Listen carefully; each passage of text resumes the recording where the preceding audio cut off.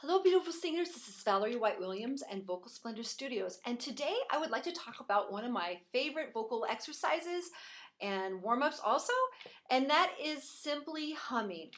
The hum to me is one of the most underrated vocal exercises out there because everybody thinks humming is something people do under the breath and it's something kind of silly and childlike, but actually humming is one of the best ways you can get to know your voice, because you're going to turn into the sensations of the voice vibrating within you. Now, I'll be honest with you, humming really only works within a certain range, and that's what we call the middle voice, which is where the high voice and the low voice come together. And I'll talk about the vocal cords another time, but just know that where we usually sing is the middle voice. And when we're singing in the middle voice, we are getting sensations in our face. Now, let me make it clear. When I say sensations, it doesn't mean that's where the sound is resonating from.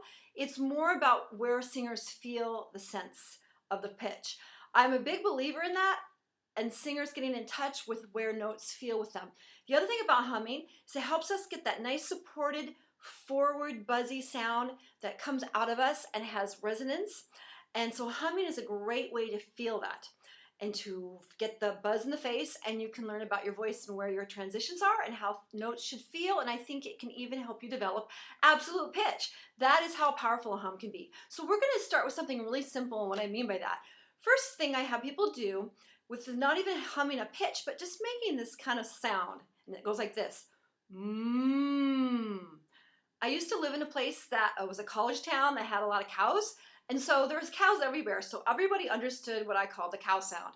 Mmm. Now what I'm doing is I'm pushing the breath energy out my face in that medium place in my voice, which is right around the nose. That's really what we're focusing on, is this area right here. Mmm.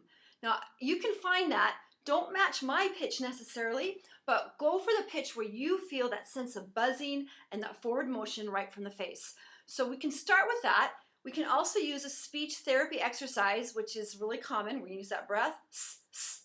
We're gonna go like this. One, two.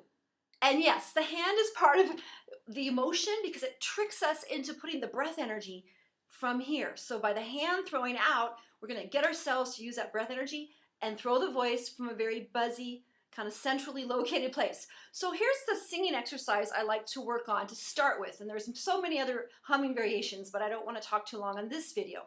So what I usually get people started with is the hum in their medium voice. And for most voices, it's somewhere around F, F sharp, G. Perhaps if you're a super high voice or maybe an opera singer that's worked longer, we can go up to the A flat. And for the super low voices, I do E. But for now, let's start with F sharp, which is kind of the average, and I want you to go mmm, okay? And then we're gonna sing this. Mmm. And what we're working on is this nice, relaxed, forward feeling. This is what we don't want. Nothing wrong with that, but it doesn't really have the presence that we want as a performer, whether you're doing choir or singing as a soloist. We want this forward energy. So once again, with F sharp,